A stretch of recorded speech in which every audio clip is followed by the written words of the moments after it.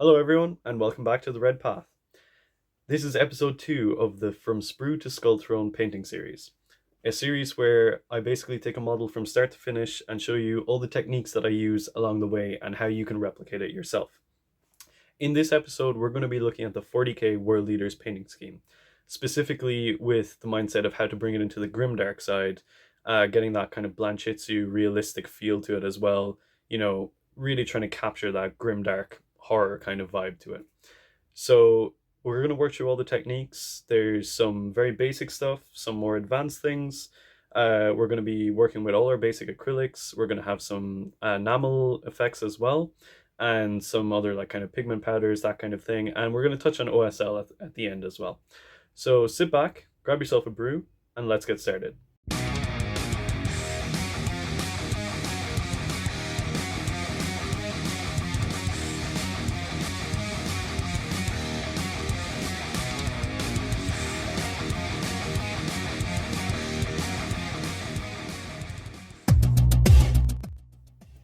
Alrighty, let's get started with this guy. So I've kit bashed up really quick kind of Exalted Champion guy from Mix of the Havoc kit, the 4-year-old Berserker heads, and just this random Khorne symbol I had lying around. The axe here and the backpack and arm and shoulder, they're all from the Chaos Space Marine kit, if you're looking to make this guy yourself. So yeah, let's get started on this paint scheme and see what we can do. Okay, so we're going to hit this guy with a base coat first. We're basically going to be working on a 50% Mephiston Red, 50% Abaddon Black mix for the base. That'll give us a nice foundation that we can work up from. Because we're trying to keep this guy in the Grimdark scheme, it'll give us a nice darker tone underneath as well. So you can see we're laying it on here. It's a nice deep red. And from this we're going to work up to a brighter red on some of the armor panels, and then weather it back down later on with some oils, some enamels, and some chipping effects. So let's get this base coat down. It's going to take us about 2 thin layers. We're going to work nice and fast over this, we don't need to be too careful. And then we're going to come back and look at the next step.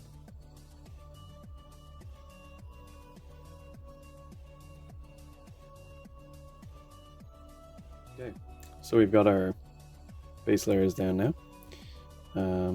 We're basically going to mix a bit more Mephiston Red into our previous mix. So we're looking at about 70% Mephiston Red at this point. We're going to work that onto the armor now. And we're going to hang out pretty much all over the panels, except for the bottom of the panels, where we're going to pull our paint away from the bottom parts, like this. So we're going to give a bit of shadowing going on. And we're just going to do that all over the model. We're going to stay away from the areas that would be more shadowed, while we're working towards the area where the light's going to be brightest. Now this is just our mid-tone layer at this point. After this we're going to hit it with one more armor layer. And then we can look at doing some chipping, some battle damage, some highlights and stuff like that. So let's get this laid down. Then we'll come back for the next step.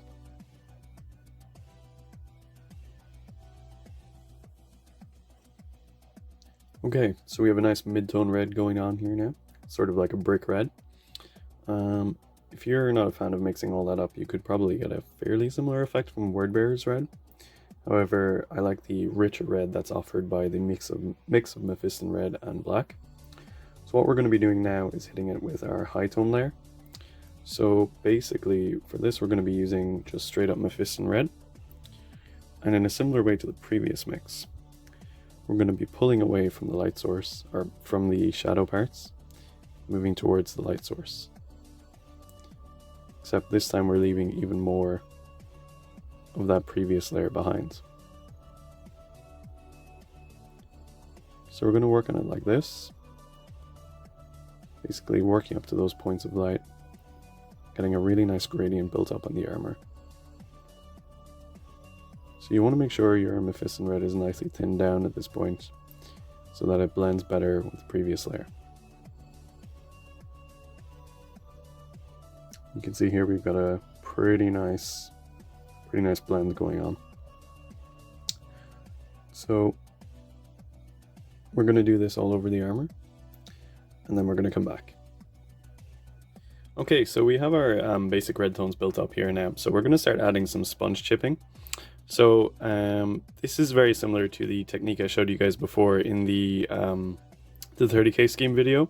So we've just taken a bit of sponge, like you can see it here, and we've mixed up some Rhinoxide and black.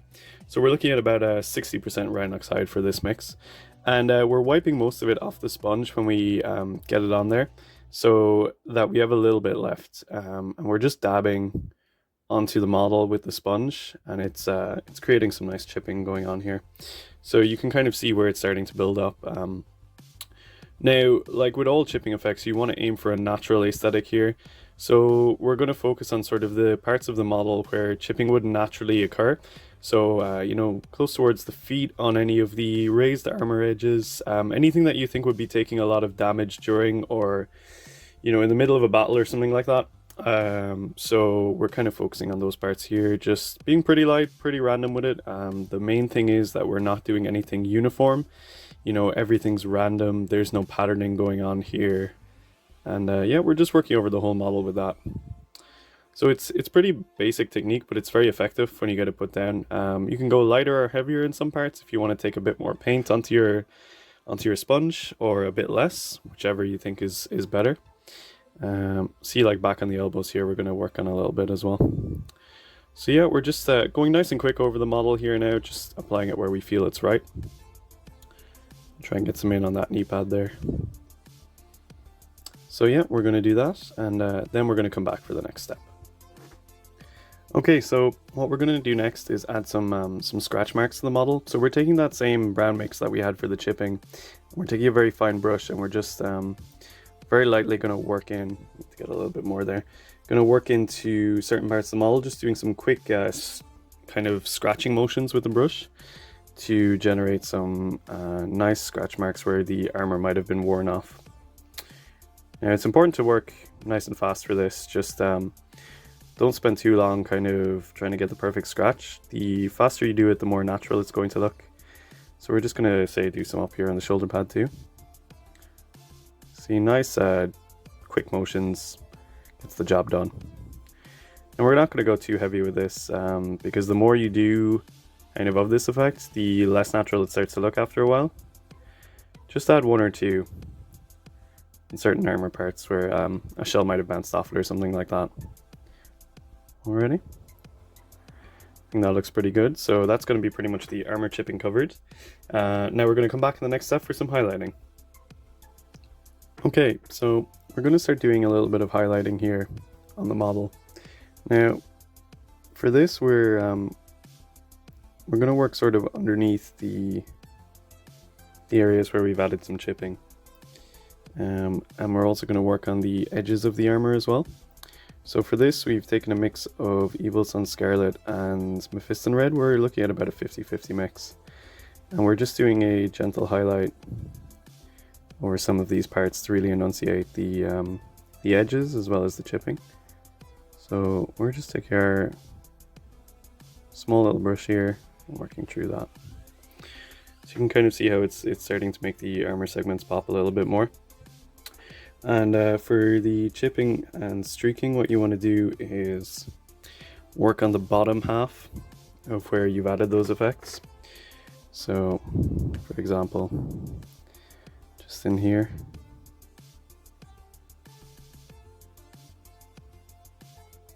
That'll serve to highlight the chips and sort of add a more realistic tone to them.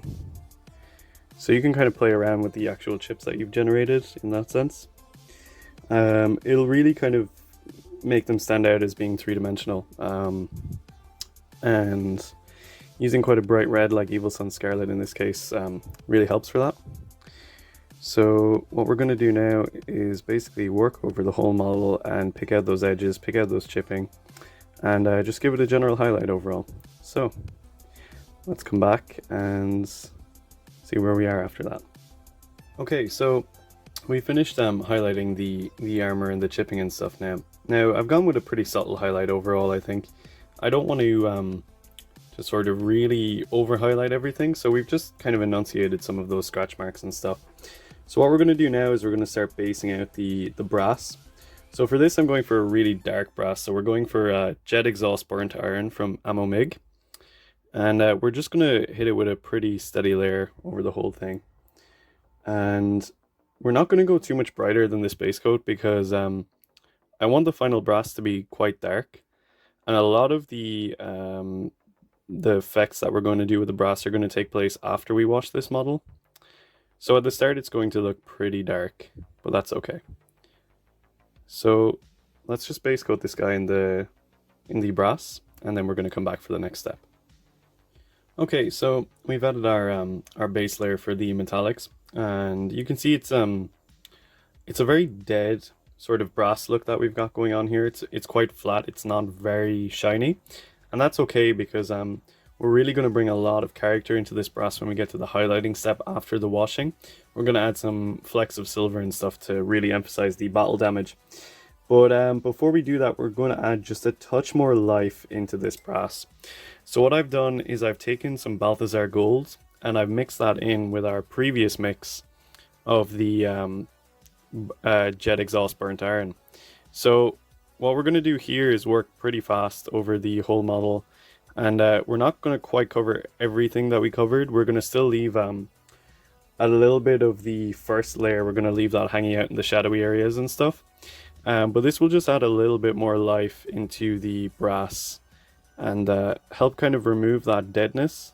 But as I was saying, we don't exactly want to get rid of all of that. So yeah, just a touch of Balthazar gold into your mix. You're still looking at about 70 to 80% Jet Exhaust Burnt Iron.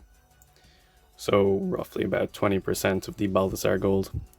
So we're just going to work all over those brass components, again, staying away from the utmost edges. So, you know, working really fast and loose, because that will add a more, you know, sort of natural aesthetic where there's sort of like different textures and tones on the brass where it might have chipped away over time. And you can kind of see that the brass is a little bit more alive. Like we'll say the bottom part here to the top part up here.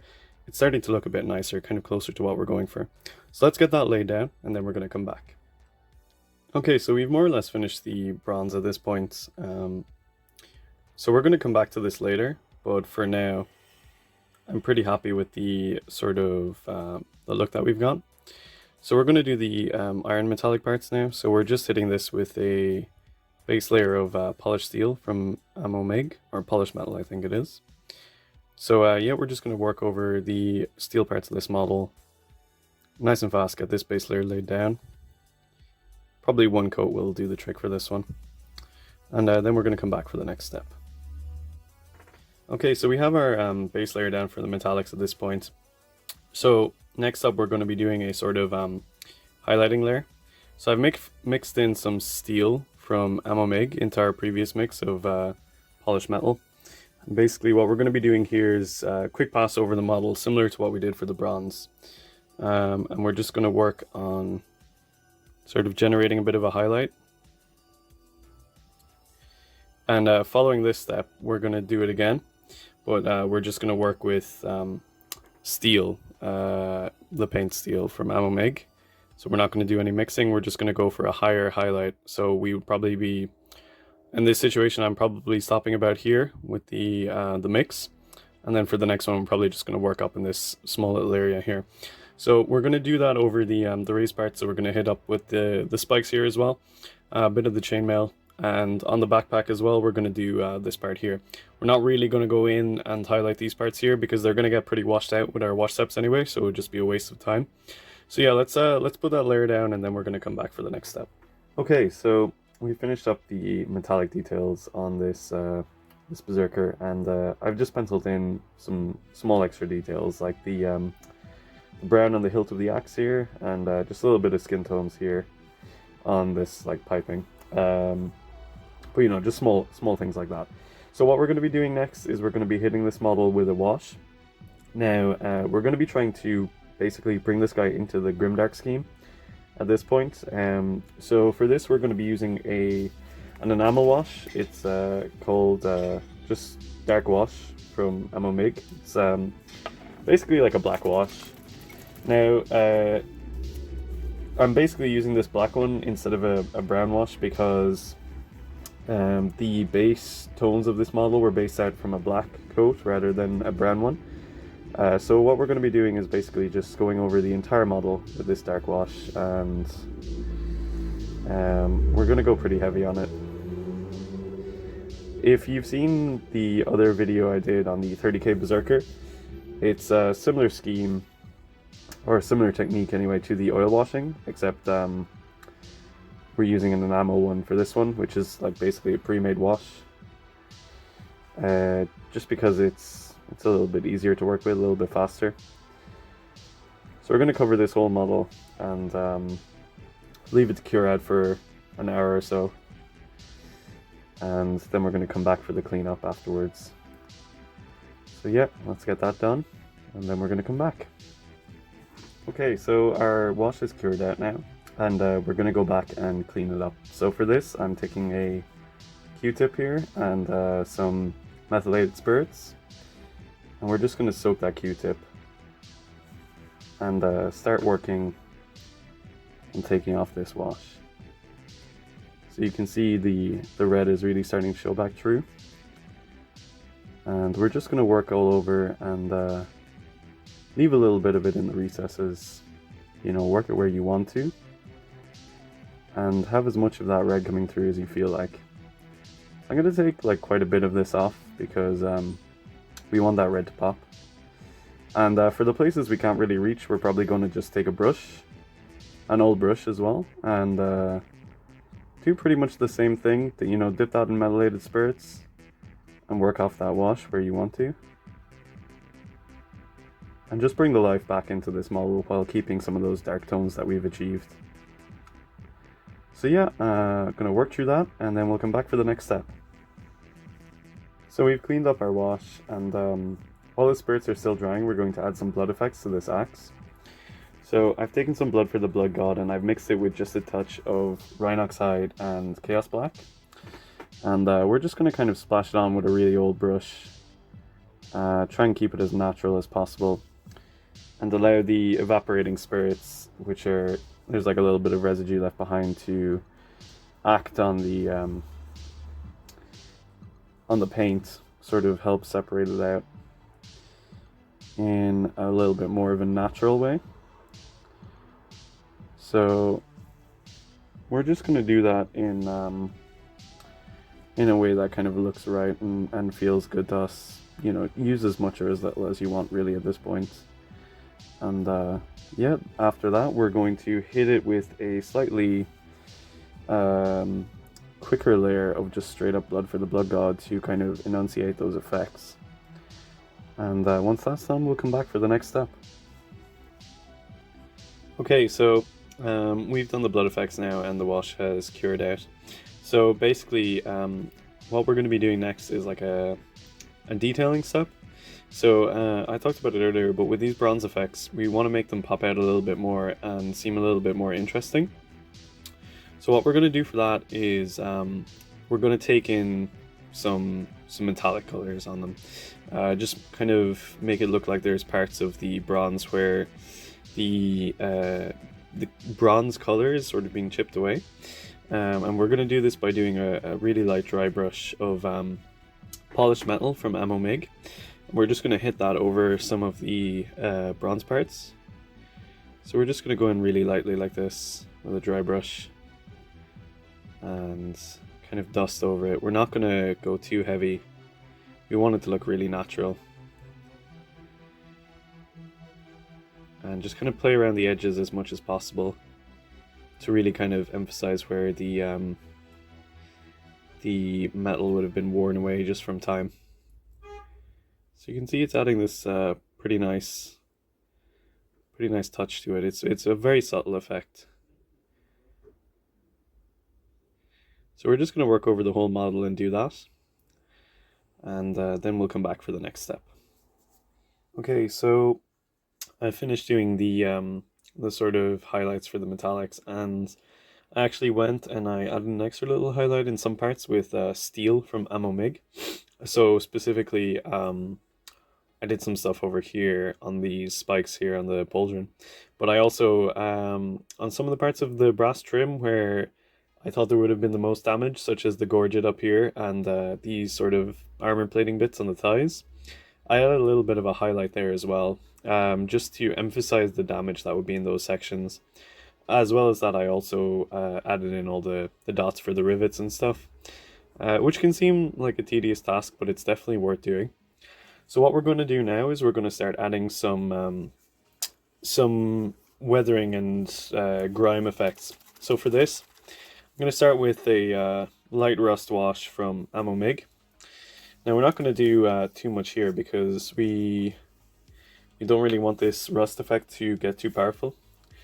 But one of the things we are going to do is go back to the rivet sections, and we're actually going to like dot in around them with this rust wash. So you just have to dot it on like that. Now, it goes on pretty heavy on the initial pass, but that's okay. You can clean it up with mineral spirits afterwards. And I'm not going to do it on all of them because we're probably going to do some different effects on other ones. But for example here, I'm just going to drag it down a little bit so I can come back later and do a streak there.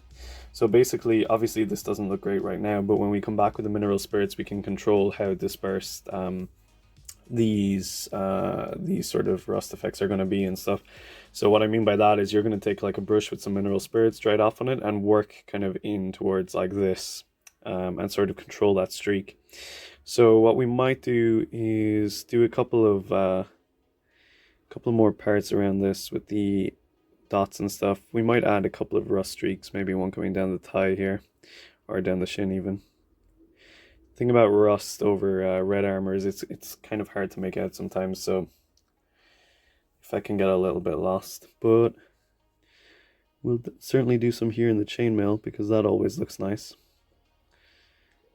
And maybe a little bit here on the chain. Yeah, I think something like that. I'll probably do a little pin wash around these spikes as well with the rust.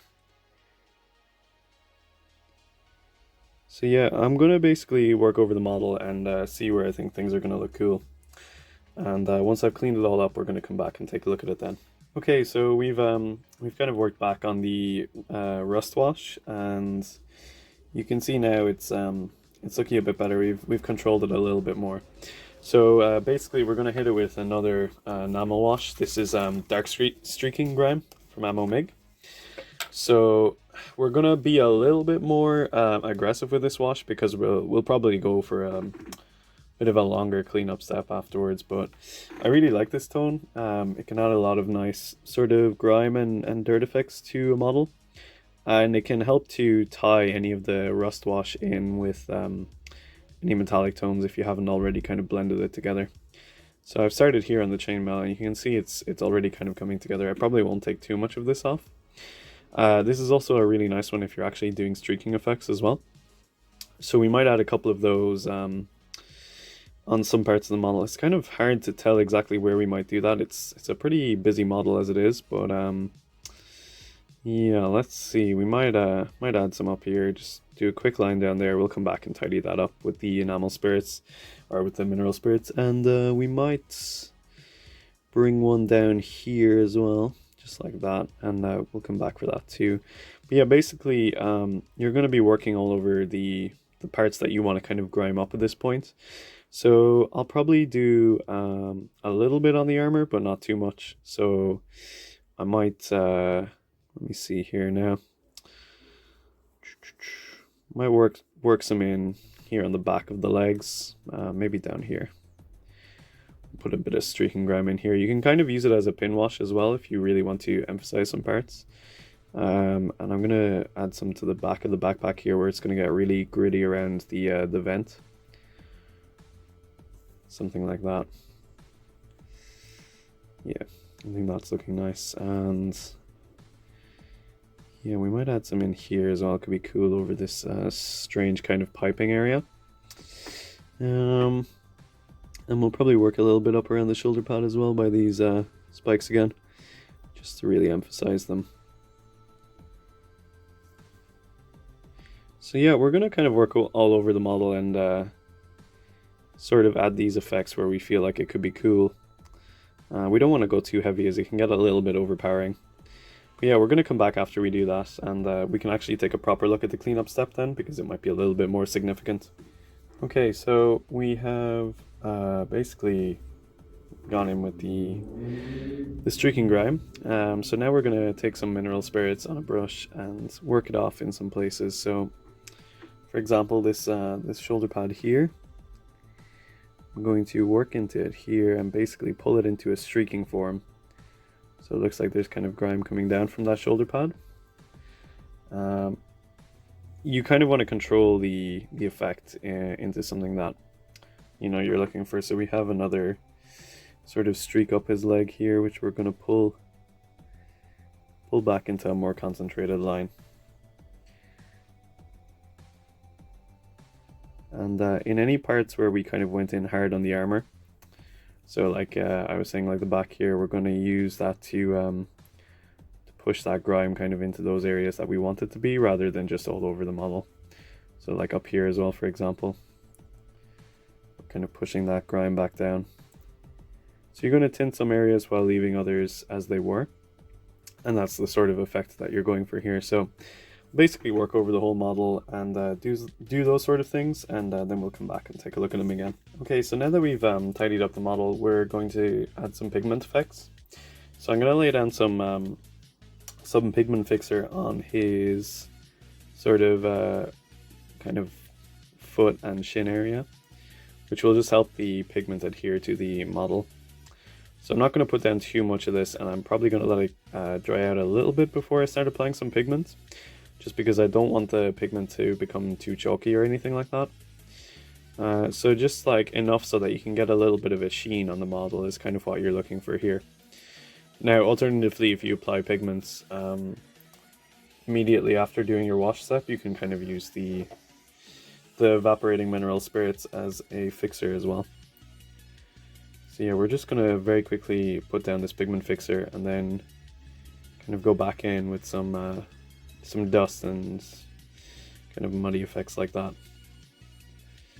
Alrighty, so we basically have that set down now. So I'm taking Dark Earth pigment from Amomig, and I'm basically going to be as random as I possibly can with this. So I'm going to take a pretty old brush with a nice flat tip on it, something like this. And we're going to get a nice bit of pigment on our brush. Just kind of tap it off as well. Don't want too much. And we're just going to kind of go like this. And basically, very kind of like random dabbing motion. Come in with our pigments. Less is more when it comes to pigments as well, so we don't want to go too heavy on these. And just try and work it into the crevices and stuff, work out those colors. You just want it to have a dust effect, really. You don't want it to be like it's been wading through muck and mud all day. Or, well, maybe you do, so that's fair enough. But yeah, basically we're gonna do that, and then we'll come back for the next step. Okay, so we've added some pigment effects to the feet, and also we added a little bit of rust pigment as well to this chainmail here. So we're almost there with this guy. The last thing I'm going to be doing is basically some OSL. So for the OSL, I'm going to be focusing specifically on just a single point to kind of draw the eye. So there's this like little orb here in the axe head. It's on both sides. So like this guy doesn't have a visor as such, so can't really have a lens glow coming from there. So we're going to add like a blue glow coming out from this this orb here. Now, if you've already seen my previous tutorial for the 30k Berserker, it's going to be a very similar technique to that. So, you know, if you've already watched that, there's probably no need for you to watch this.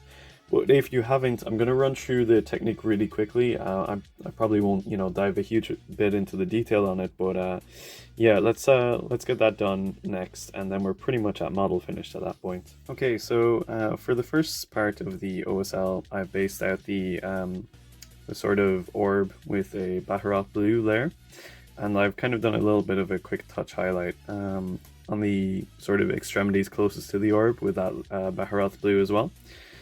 And then after that, I have washed it with Drakenhof Nightshade. Now the next steps are basically going to be a series of successive glazes. So we're going to start with a glaze of Techless Blue, which is kind of going to go over that previous surrounding area. And basically you're going to want to work those glazes closer and closer towards the actual light source with each time you do it. So let's get that first glaze of Techless Blue down, and then I'll come back and show you guys what that looks like after. Okay, so we have the first glaze of Techless Blue down now. So you can see we're starting to get this this beginning of a glow effect going on here. It's not too bad. But we're going to work another glaze in before we start doing extra highlights and stuff. So next up I'm going to make a glaze out of Lothern Blue. And in a similar way to before, we're basically going to work closer and closer towards the light source. So we're going to be leaving a bit of that previous glaze behind while working in this new glaze too. Now I'm probably going to work that new glaze deeper into that kind of Chaos Star outline that we have going on around the axe, just to emphasize kind of, where the glow is coming from and that sort of a thing. So let's get that done, and then we'll tune in for the next step. Okay, so we have the next glaze put down now, and basically for the last step we're just going to do some touch highlights. So I'm probably going to clean up the glazes a little bit and add a Baccarat blue highlight on the point of light and the sort of surrounding areas, and then finish it off with a mix of Baccarat blue and white scar for a final touch highlight. So yeah, let's get that done, and then we're going to see how this guy's shaping up after that. Okay, so we finished highlighting the OSL effects on the axe. So basically I went back with some Baccarat blue and just kind of touched up the edges and the orb itself, and then I started mixing in some white scar. So I did about 2 highlight layers where I mixed gradually more and more white scar in, and just edge highlighted those points where the light is going to be catching the most. And finally I just used a touch of white scar right on the tip of the orb on either side, just to really emphasize exactly where the light is coming from. So at this point, guys, this is pretty much model done. So it's nothing too splashy, nothing too fancy, but look, it's a basic 40k Grimdark Berserker scheme. Now, admittedly, this is my first time trying this color scheme, so, with more time, I'm sure I would find different things that I would like to do with it, but for the most part, I'm pretty happy with how he's looking. So yeah, let's get him based up, and then we'll take some pictures of him and finish it all off. But if you know, I'm never gonna let you be the one to go away. Can it be? I wanna see that memory was surreal. Can it be what I wanna see? Set me free. Well, everyone, I hope you enjoyed today's episode. It was a pretty fun one for me. I've never painted the 40k scheme before, so it was a big adventure for working out kind of, how to tackle this scheme myself. And, I hope along the way you guys had some fun too. Maybe got some ideas for your own, 40k schemes as you see fit. Obviously, it goes without saying that you can take this sort of technique to your own style, maybe mix it up a little bit. Feel free to send me some of your own results as well if you've tried it out yourself. I'd love to see what you guys are putting together. But yeah, in episode 3 we might focus on something a little bit more demonic, shall we say, as I know a bunch of us are fans of bringing demons with our world leaders. So tune in for that one. But until then, everyone, stay healthy, stay safe, and kill Grimdark.